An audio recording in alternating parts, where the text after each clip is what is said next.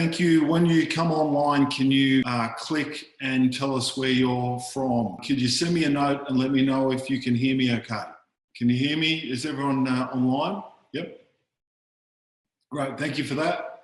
So guys, I think we're going to jump in. So thank you for coming on to this presentation. For those of you who don't know me, my name is JD from Sales Director Central. It is a privilege to have this pipeline masterclass with you. So thank you for coming on board. What we're going to do over the course of the next hour is just looking to stimulate some thinking, reinvigorate your approach, and challenge some of the existing convention you may have with regard to developing pipeline. So for this masterclass, we're going to, the context is we're going to get into some planning pieces around the things that you need to do to create a prospecting plan. I've got a question, I guess, for people. Do you have a prospecting plan? If you don't, you should think about crafting one, and a whole bunch of ideas in this. We've got the marketing test, the who, what, where. We're going to get into then 3 ideas or concepts around building your pipeline, and there is some takeaways as we go through this as well. Please ask your questions as we go. If I've gone past that stage, I'll get to them at the end. We do have 2 takeaways at the conclusion of this, so please stay on. And we're going to do 2 things at the end other than the takeaways, which is, first one is we're going to have what are you going to do differently? So based on this webinar, what are you going to do as an outcome from this? And then secondly, what was your aha moment? When did the penny drop as you went through it? So for those of you who don't know the business, Sales Director Central, we work with business owners, directors and founders of tech companies between 2 and 20 million that are looking to double their sales. And we do that. I've got this slide for 2 reasons. The first is that we identify what we call the revenue pain cycle with organisations. And I want to do it, as I said, for 2 reasons. The first reason is that you need to think about something like this for your business. So what is the pain the organisation of the individual you want to get to talk to? Within Sales Director Central, there's a series of components from a pain perspective. First one is build it, they will come. The founder has built it or the owner has built it and they haven't come. So they've gone and hired a PR firm or a marketing firm. The aim is to generate leads, and that's got maybe some presence, but it hasn't generated the leads and the opportunities that they want. They've hired and fired a salesperson. So they've hired a salesperson on board, and we often talk about we've hired someone and left them to fail. So they've hired them and then really haven't given them any structure. From an owner perspective, what we see is that if you've developed some software and created a platform, there's a whole bunch of methodologies in Agile and Scrum and all sorts of different things that you would do from a product development perspective, but there's no structured workshops or frameworks to create help for the sales guy. Deals slip every month. We don't trust the pipeline. We're trying to show the product far too early, and deals that we're trying to drive just don't realise because we're talking to people. People ask us for a presentation too early and we're happy to oblige. So the revenue pain cycle is something you should think about crafting. If you don't have it, that's available on our website.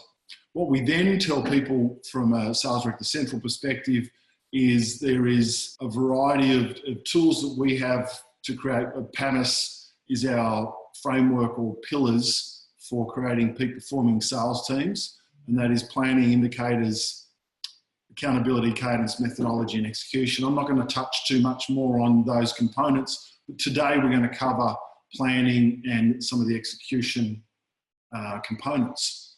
So to some of the acceleration components, what we're going to do is we're going to talk about the pipeline for a moment, look at then filling the pipeline up. We're going to get to 3 key concepts that I mentioned before, which is the value prospecting piece, come out wherever you are. So we guarantee to create a lead for you in the next 24 hours.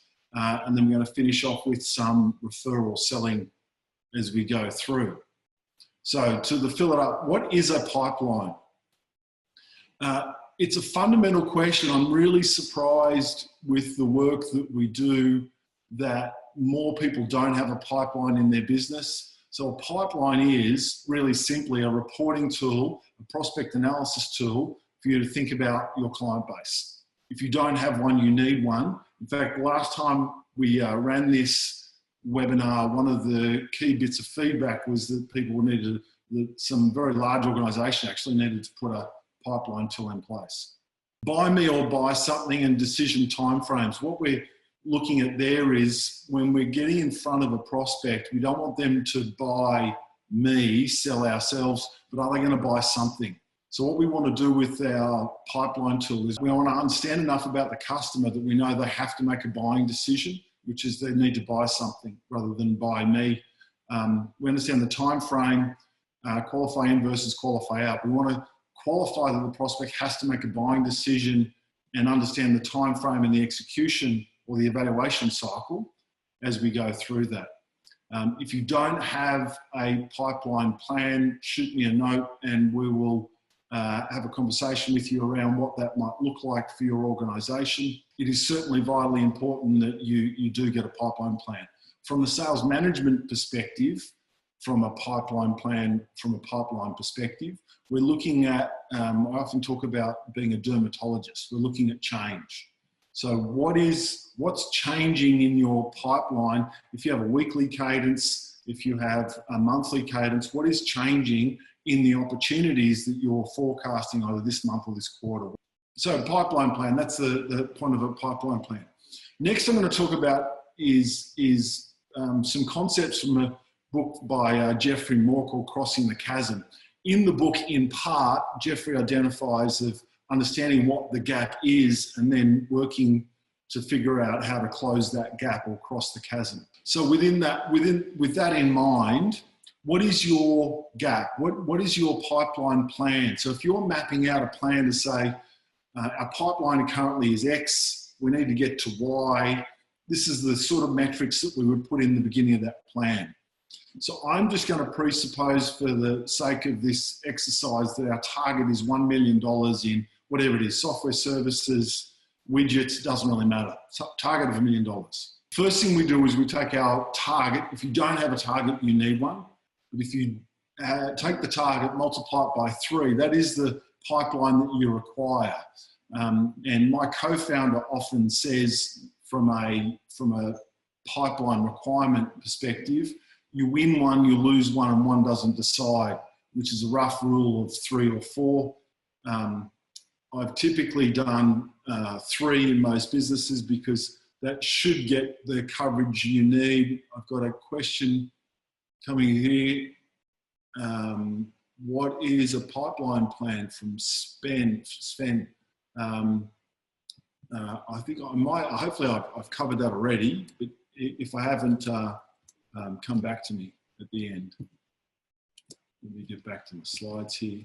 So 3 times target. So target is $1 million, 3 times that is what our potential, our pipeline should be. So if we don't have 3 times coverage, then we need to work on doing that.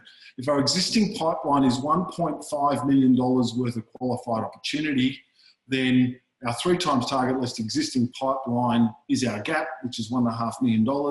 If our average deal is 15K or 150, if it was 15K, we need 100 more. If it's 150K, we need 10 more. So it starts to give us some metrics of things that we need to start to drive and I guess a cadence from a pipeline perspective of what needs to happen so we can meet target. Why do we start to put this into businesses? Well, for the bulk of organisations, if they don't have a pipeline plan at all, they don't have something that identifies how they're going to execute on it. They may have a plan or a territory plan, which is part of our P and the PAMICE piece.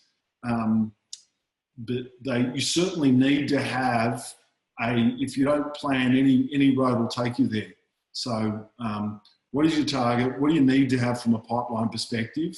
And if you do have $3 million worth of well-qualified opportunities on a target of 1, I'd feel pretty comfortable. So a lot of the work that we do within companies is getting them to the 3-time area as quickly as we possibly can. So we know what our target is. If I go back to that previous slide, we've got a gap of $1.5 million and we need to create 100 more opportunities, and then you can divide that out and put seasonality in it, etc. So what do I need to do within that? So what I'd like you to do, if you've got some pen and paper, or you can type this out, there's a concept called acquisition formula. I've heard it sometimes called waterfall rates from other people as well. What the acquisition formula is, if you can write across the page. I'm going to talk about cold calls or value prospecting, but it could be really for anything. But if it takes you 100 cold calls, so you can write 100 under cold calls to create 10 appointments, and out of the 10 appointments, you have 5 meetings. You qualify out of 2 of those to get 3 proposals to win 1 deal, and a deal is worth $15,000, then that is the formula. So I'm going to say it again, 100 calls to make 10 appointments. Out of the 10 appointments, you do 5 proposals / presentations. Presentations. Out of that, you get 3 proposals. You win 1 in 3, then that enables you to get $15,000 or whatever your average deal size is. Actually, on that point, a lot of organisations we talk to haven't thought about their deal size. Deal size is a super easy calculation. What was my total revenue last year divided by the number of either clients or invoices, depending upon the cadence of your business. So acquisition formula, hopefully that gives you an idea of, we've calculated from a gap perspective what we need from a target, and now we're looking at extrapolating that into the activity and processes that we need to have to facilitate that in our plan. So the plan's going to then have what are the tasks and what are the disciplines that we need to put in place to get it to our $1 million target.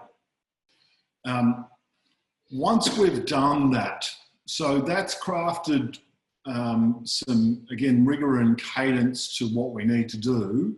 We then need to come into what I call a marketing test, which is 3 really key questions. The first one is, what do we do? Who do we tell, and how do you do it? Any marketing campaign that doesn't work, one of these items is off. It's not working right. So what do you do should be around business drivers and issues that you have. Who do you tell has got to be your target market? And I'll give you an example of that in a moment. And then how do you do it? Could be cold call, could be LinkedIn, could be social media, website, SEO, could be all sorts of stuff. I'm going to give you a list of that in a moment. But just let me give you an example of a client we did some work with some years ago. They were selling budgeting and planning software to the finance function. And so what we did was we solved the problems around budgeting. Who they told, originally they started targeting CFOs and finance directors. What they realized quite quickly was that finance directors own the problem from an executive level, but don't have the pain from an execution level. Right? So they own the problem from an executive, but not from an execution.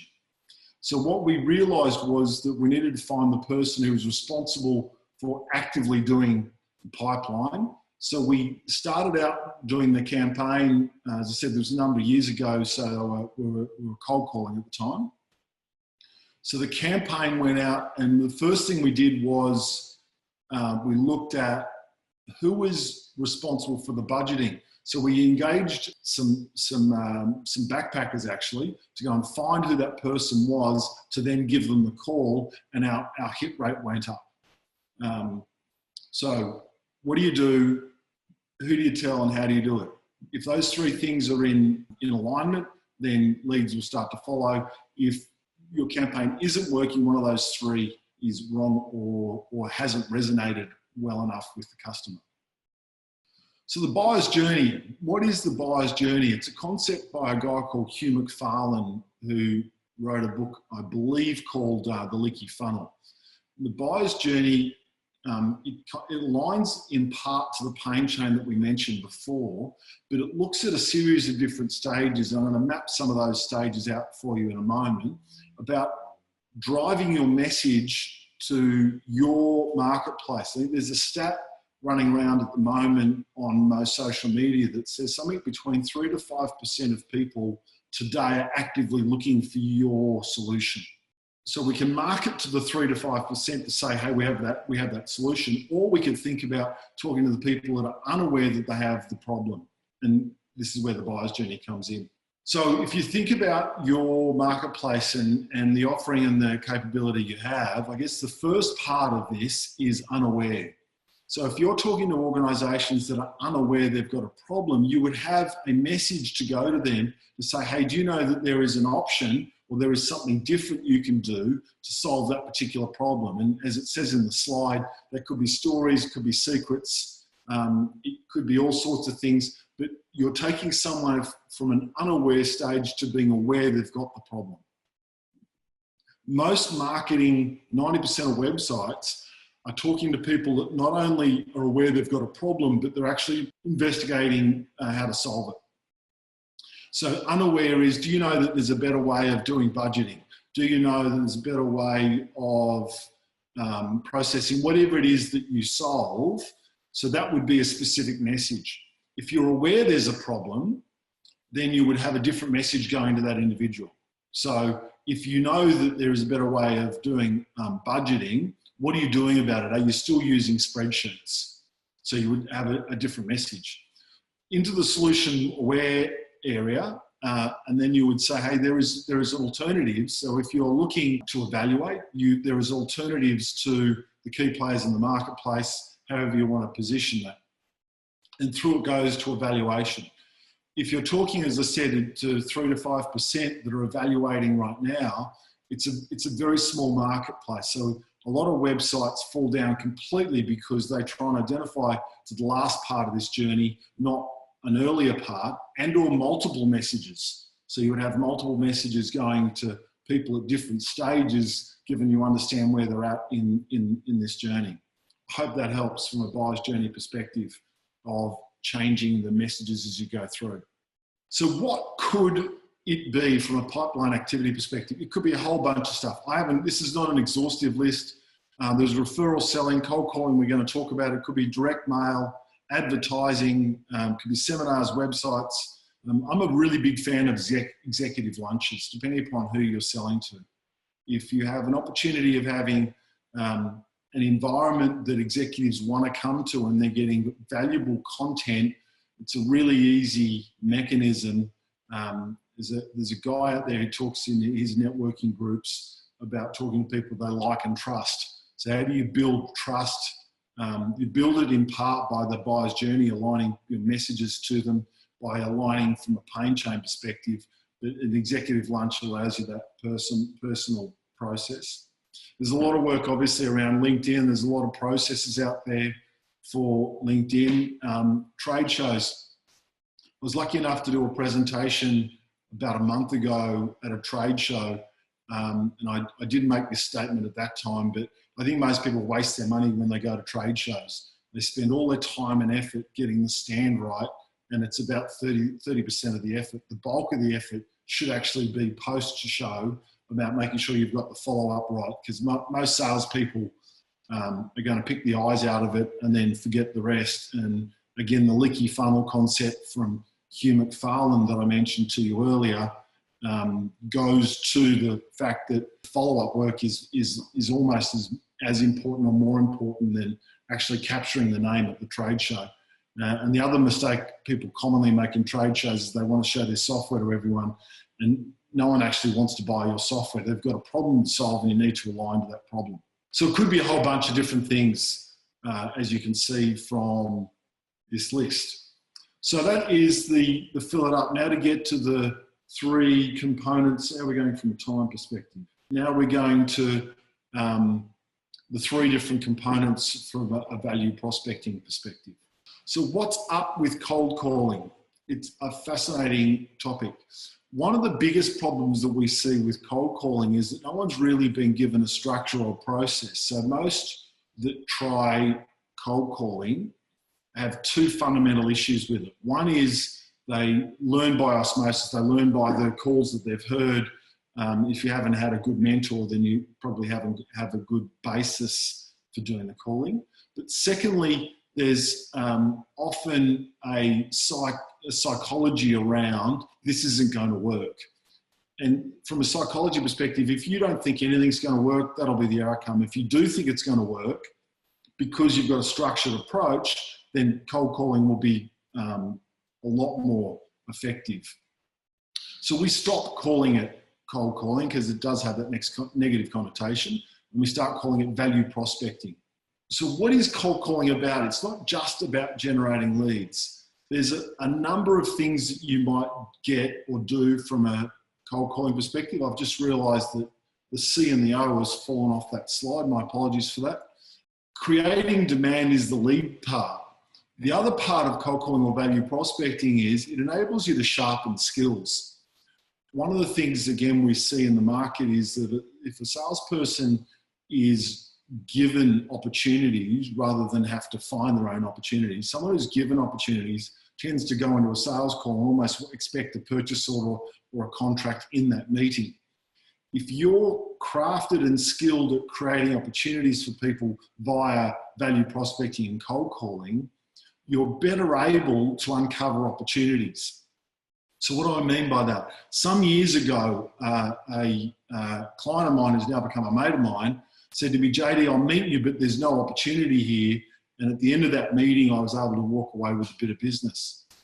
If you subscribe to where they're at and what they're doing, a large part of value prospecting and cold calling is uncovering that opportunity and trying to align to something super quick on the call. So the other part of cold calling is we understand what the prospect thinks. The last part of a cold call for me, or a value prospecting call, is to understand how are they solving the problem you solve right now, and or what do you see in the marketplace. So my longest ever call I've had is a 45-minute call. In fact, I wrote about it a couple of weeks ago on LinkedIn. I didn't get any work from them during the call. In fact, didn't even get a meeting, but I did close that opportunity some years later. I think the post on LinkedIn is around proposals. It's got two frogs, one frog proposing to the other. We can find out what the prospect's thinking. We can find out about the marketplace. So it can be a really good mechanism to get quite quickly a process of understanding what's happening in the market. I've kind of touched on this already, but I see three different types of cold calling or value prospecting. The one is just getting information. So just understanding people in the marketplace, where they're at, what they're doing. So you could use it just to understand who is using a particular tool to solve that particular problem and find out about it. The next one is lead gen, which is the most obvious one. The last one is deep dive.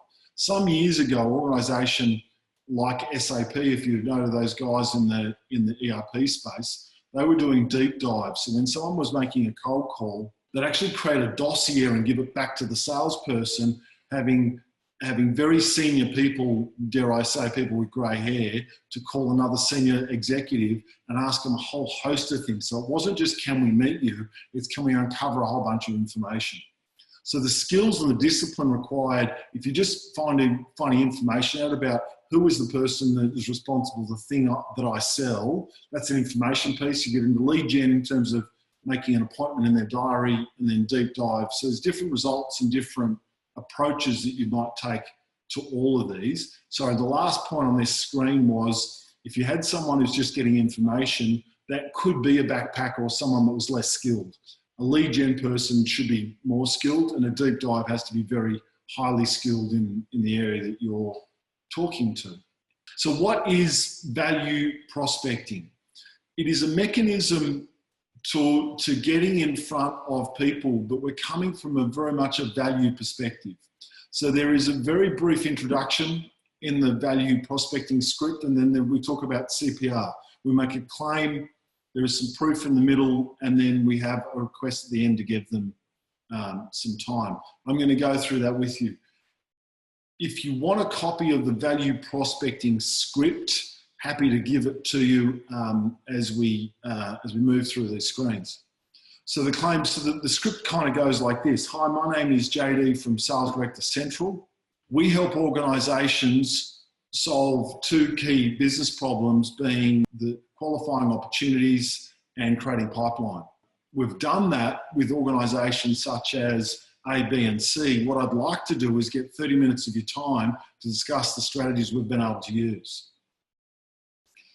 There's a couple of key points to the script.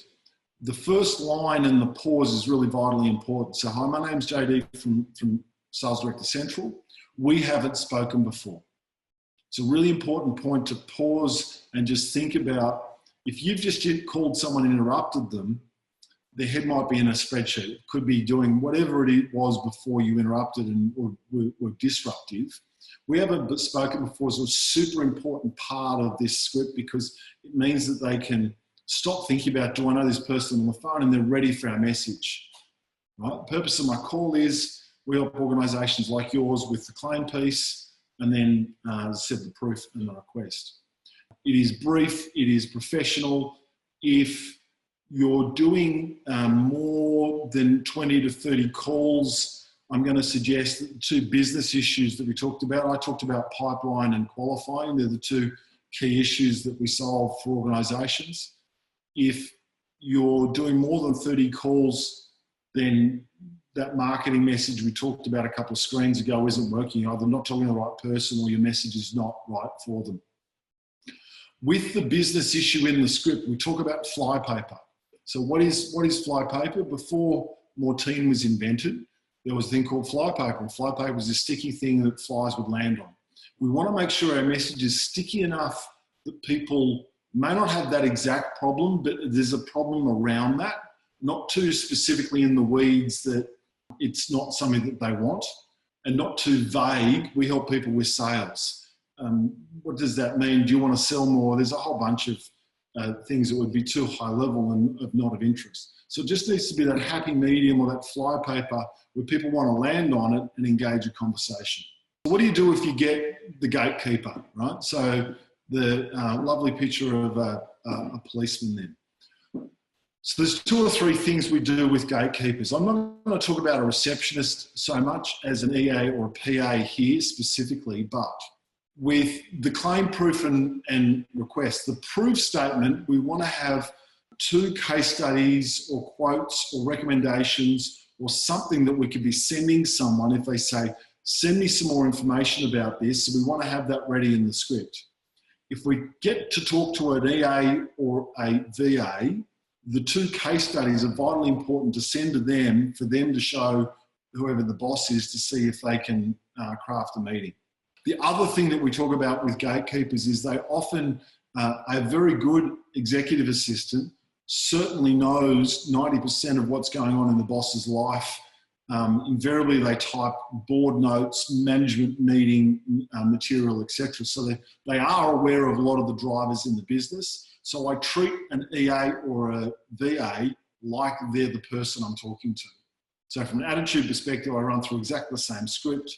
I would only separate, do you know if Frank, Mary, Tom has that particular business issue right now, and would you mind passing it to them? I'll give you a call back and confirm that they do have it, and we should make a time. So they're, I guess, the three key things from a gatekeeper perspective that I would get you to focus on.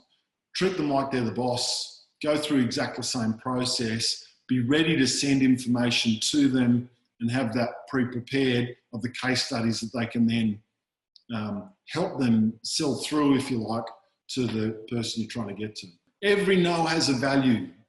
So as a general rule, there used to be someone I know that went door to door, and I think there was 10 doors. If they knocked on 10 doors and got a no, 9 doors and got a no, they knew the next one was going to be money. So if every deal is worth $10 to you, every no has a value. So every time you get a no, don't take it as a disheartened process, but take the no as I'm getting closer to get to my yes and work through that. I'm a really big fan if you get a yes to make another call straight away. Get the energy and the enthusiasm from actually landing a meeting and have that come out into the next call. Let me just check here. I've got another question from someone, which is, what sort of success have you had getting through gatekeepers? Great question. Thank you for that. The success getting through gatekeepers has been reasonably good. It needs to be an EA or a PA, and you need to do the things we just mentioned a moment ago. If it's a receptionist and they don't understand the drivers or the needs of the boss, then there's less likely doing that. I guess what we're doing here is we're putting a strategy in place. And let me just talk about EAs for another moment, that they are your best friend. If you get into that person, you have a meeting with them, an EA will tell you invariably what time the boss gets in, what time they get in the office. So if an EA gets in at 9 or 8:30 or 8 o'clock in the morning, I'm going to try and probably call before that potentially. I can find out about their diary. So I remember having a conversation with one gatekeeper, and I said, what Frank's diary look like in the next couple of weeks? And she said, it's actually pretty open. He just had a cancelled meeting. I had a chat with Frank about whether the things we had to offer him were of value. And during that, he said, look, I'm flat out for the next couple of weeks. So again, the more information you get from these people, the better off your next call and your ongoing process is going to be. So let me just pause another moment, getting the chat window up here. I used to send the key EAs a bottle of champagne at Christmas. Yeah, love that. Thank you, Paul. Yeah, as I said, an EA is a really vital part of doing it. And a bottle of champagne, some chocolates. I remember doing a campaign, I'm getting off topic for a tiny bit. I remember going to an event where there was 5 CIOs on a panel, and I came back to all of them. For Christmas that year, I got given a very nicely presented 3 nuts and a nutcracker in a box. It was beautiful. I rang my agent up, found out it was $10. They were a bit of a cheapskate, but anyway. I then sent that to all 5, and I had 4 conversations as a result. So one didn't take my call, but the others saw the gift. It was a $10 gift. It's a really cheap way of getting in to see someone. I think the champagne is a great idea. So thank you for that as well. So when is the best time to call? Call reluctance will kill everyone and anyone. It certainly killed me in my past, and occasionally comes back to bite me again. When is the best time to phone call someone? Well, there's a lot of research around whether you do it first thing in the morning, are they in meetings? My answer is now. Don't worry about when the best time to call is, just call them now. Careful what you wish for. I talked a little bit about attitude and approach before. Let me just check the time here. Yeah, good. Careful what you wish for. If you don't think it's going to work, you're right. My next point there is get it and stop. If you do get a meeting and you continue to talk to them, then you're not doing yourself a favour or a service. If you get the appointment, if you get your objective, stop on the call. Always be closing. Always stop at that stage and have a mirror. A lot of call centres have mirrors. People are calling. Why would you have a mirror if you were doing a lot of these value prospecting calls? A mirror, and if you get a phone call in the middle of the night and someone wakes you up, it's always obvious, right? They know that you've woken them up. You say, oh, gee, have I just woken you up?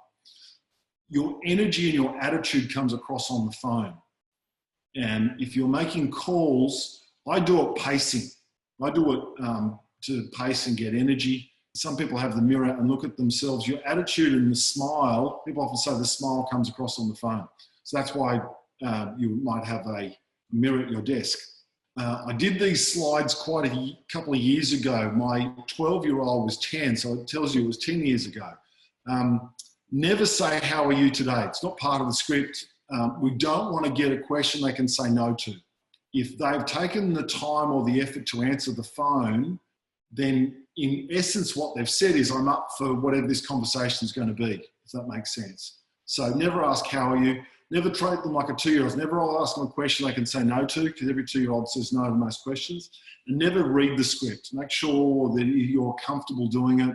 When you start doing the value prospecting, do it to a couple of friendlies. Bring a couple of people and say, let me just check this with you and pretend that we make the call. The more comfortable you are with it, the more you can go through the script, the better off you're going to be.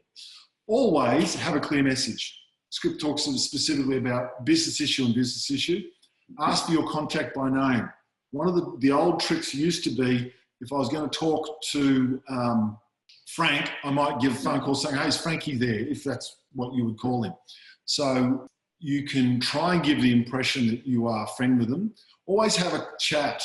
In the Big Daddy movie with Adam Sandler. He talks to the 5-year-old kid about picking up chicks, whether that's appropriate or not. But in the movie, he says to people, starting a conversation is half the battle. And it's so true of value prospecting. If you get it to have a conversation with someone, continue the conversation. It means essentially that there's some interest, there's a modicum of interest, but not enough that you can close them on a meeting. Remember what your approach is though, or your objective for the call is to get a time. If someone says, I'm busy for the next 3 months, I'd say, fantastic, so are we. In late November, when would be a good time? Or in 3 months' time, when would be a good time to meet you in the morning or the afternoon? And we've already touched on it, attitude equals value. The better your attitude and mental approach is, the more likely you are to get a call. And as I said before, if you get a meeting, you always make another call. Always, doesn't matter what you do, always make another call. It's amazing how many times that just replicates and you keep having better success. Have you ever had a bad meeting? If I'm talking to the right person who has the pain that I can solve, I'm going to suggest there's no poor meeting. If you get to the right target market, target role, and right message, in a sales call, I'm trying to learn something. I'm not definitely trying to close them or move them to make a buying decision that stage. I want to learn something about the marketplace. So if you get a meeting with the right target market and your right target role, hopefully you're learning something in the meeting, and you can take that information and then apply it to other meetings that you do. So I don't believe if you're talking, as I said, the right person in the right role, you shouldn't have any poor meetings, only meetings that don't progress or demonstrate some sort of interest. So value prospecting, there's a script, as I've said already. Please send me a message and we'll get a copy of that script to you. I've already talked about it. It talks about business issue and business issue. I don't know what they are for your business, so please fill in whatever that looks like for you. So to our next concept, Coco will come out wherever you are. So if I had a guaranteed process for you to generate a lead in the next 24 hours, this is what it is. Some years ago, I was general manager of an IT company and we looked like we weren't going to make our target we'd made 6 quarters in a row. We looked like we weren't going to make it for the 7th. One of the things that I did as part of that as the general manager is that there was 364 dead leads in our CRM.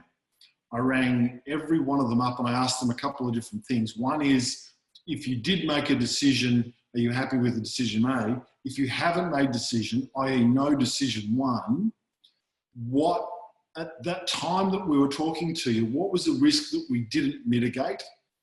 And what has changed in your business right now? Out of that process, so old campaigns, old proposals, pipelines, CRMs, if you can get access to organisations that you've talked to some time ago, they may be back in the market and looking again. If nothing's changed since when they said no to you till now, then that should still be the case. We're looking for change and we're looking for additional risk. So that's it, super simple. Ring all the dead old leads that you have and go and craft a pipeline. What I will say to everyone on this call, either listening live or later, is if you do get one, please send me a note. Love to hear the success you have with that concept. So the third one is around referral selling. We have a process for referral selling. Again, some years ago, I drove out to a client and I was talking to the client. Let me just do a quick time check. Every time I do that, my phone goes to the wrong piece. I was on the way out to the client and I was talking to them about creating more referrals as an active process because they identified that they had great clients, but they just weren't getting names proactively coming in the business. And I created this thing called the 3 W's of referral selling, which I'm going to share with you. Here's a graph from Keenan Fagler Business School around executives' recommendations from people in the company, whether they usually, always, never meet with somebody. And you can see down the bottom there, a direct call from a salesperson has a high chance using this data of not going through. I believe that's because most cold calls are terrible. They've got poor structure I ask how you are, which is a classic sin for me when on the phone. Value prospecting would improve this dramatically. But if you were to go and see an existing client, how do you get an opportunity from them? So 3 W's of referral selling, it solves that problem. So what is this? I want to set this piece up right. What we're talking about is sitting down with an existing client, not tapping this on to the end of a meeting. So having a specific meeting saying, I want to talk to you specifically about referrals. I'll come and buy you a coffee for 20 minutes or 30 minutes and go through it. The first company I do this with had the 3 W's on a sheet of paper and they actually worked through the document and wrote this all down, which is super handy. So what are the 3 W's? The first W is what? In terms of value or outcome, what have we done for you so far? So why did I say value and outcomes? When I first set this up in business, I was doing a lot of consulting, a lot of speaking around sales acceleration. And people would say to me, you've consulted to me or you ran a workshop. And that is what we did, but it wasn't a value or an outcome. What I'm interested in with referrals, with getting this information back, is what is the value or outcome we've driven for their business? We write those down. Sounds obvious, but a lot of people don't do it. We write down the value and the outcome that we've been able to achieve for them. And we say, is there anything else? Is there anything else? What else? What else? What else? Because we want to get all those quotes. We want to put it on our website. We want to put it in, get them to do it on LinkedIn, get them to go Google my business, etc. So we want to create as much value or understand as much value as what we've been able to drive our customers. So that's the first bit. What in terms of value or outcome we've been able to drive? The second W is who. Who do you know that has this target role, that is a sales director, business owner? So Sales Director Central, we target business owners and sales directors that want to increase their revenue. Who do you know that has that particular role? When we ask the who question, I want to augment that list. There's a process, I can't think who created this, of memory and latent memory.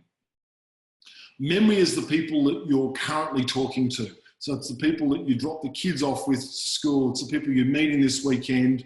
It's the people that are actively involved in your, that manifest themselves actively in a day-to-day, week-to-week environment, your family, etc. What I want to do is augment that list with people you went to university with, or your kids go to school with, or parents of those, or sporting organisations, religious organisations, business networking groups. So when I ask the who question, I want you to think wider than just the who is in the most recent memory that they have. So what do I augment that? When I first did this, one of the first times I did this process was I did it with my sister. And at the time she had 2 young kids and she says, I just go to mother's group. When I got her starting to think about the wider community, she realised that her neighbour was the CEO of a brand new company, and I engaged with that particular individual in 3 more different businesses. So we want someone to be thinking wider about it. So if you think about all that group of everyone you know, all your LinkedIn contacts, everyone in your phone, etc. How many people have this title, role or obligation within their business? So again, for me, would be a sales director or a business owner. Who meets that role? Get name and phone number if you possibly can. The last W is a little bit cheeky, but we say, will you contact them for me? Or would you mind if I mention some of the earlier value in that process? If they do contact them for you, even better. We've got their names, phone numbers, and we've got the value piece. So out of this process, hopefully we've created a number of things. We've got an asset in terms of understanding the value and the outcome. We've got hopefully a name or 2, and then an opportunity of crafting a warm lead. And we all know a warm lead is more valuable, certainly easier than a cold lead. I know from my perspective, if I've got an opportunity to speak, if I then meet some of the audience members after that, they've already got that positioning for me, so it makes the whole thing easy, obvious. So where do we do this? One organisation that I was with, we sat down with a CIO for Genworth at the time. They do mortgage insurance. I got 5 CIO names in that one meeting. It's a very powerful tool. if they're willing to sit down with you, and given they've got a reasonable network, they're more than likely going to give you a name. And again, the reason I did this was there's lots of companies that have got really happy customers and they're just not actively going through a process. So as part of our pipeline plan that we mentioned in the first 15 or 20 minutes, we would have referral selling as an active part of going and seeing existing clients and uncovering more opportunities within that.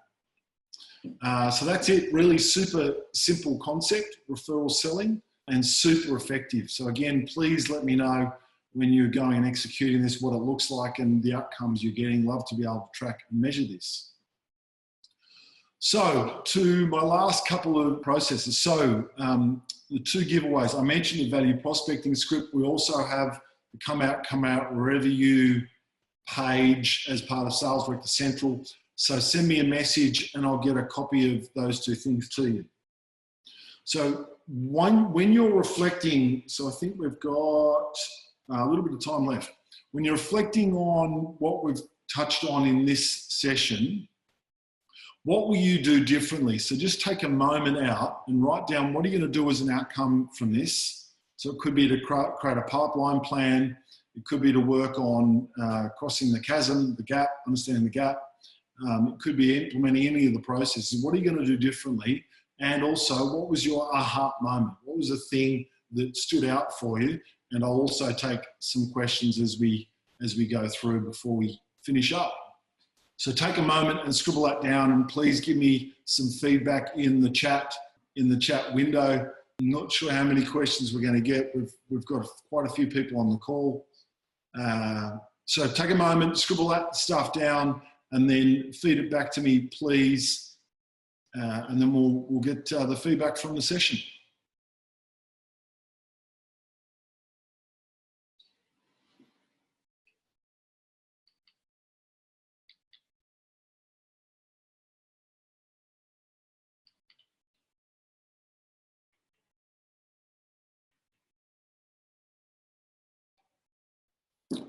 So let me get to,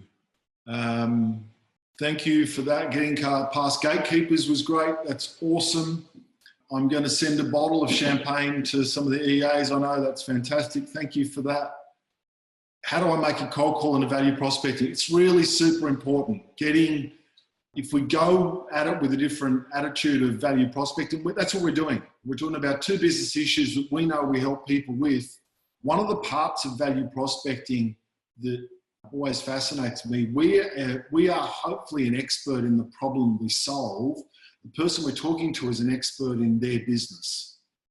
So as long as we stick to the domain expertise of the items that we solve, we should be in good shape to handle that. I'm going to create a pipeline plan. Fantastic. I'm going to create a pipeline. Thank you. Thank you for that feedback. So as an outcome of today's session, if you got some value from it and you're happy to give us a recommendation on LinkedIn, I welcome that. And as a thank you, we will do a 45-minute sales audit of your business, which comes then with the report. So we'll do a 45-minute online audit with you to go through all the areas that will improve your business and your sales capability, create your peak performing team. I'm using PAMICE and some other components that we have as a thank you for a recommendation. So unless there's any other questions or thoughts from people, thank you for your time. I think we are going to finish a tiny bit earlier than I anticipated. If you get any questions, jd@salesdirectorcentral.com.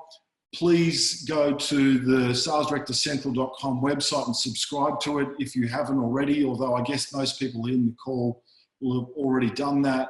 On my LinkedIn page, you will see a post I post regularly. Today's post was called Don't Trust Your Gut. So we talked about a sales methodology. If you're not using a sales methodology, you need one, because trusting your gut, people get happy ears and selling ears, etc. So thank you again for your time and your feedback. Please send me an email with that information. As I said, the 45-minute audit. Thanks for your attention and happy selling. Cheers, guys.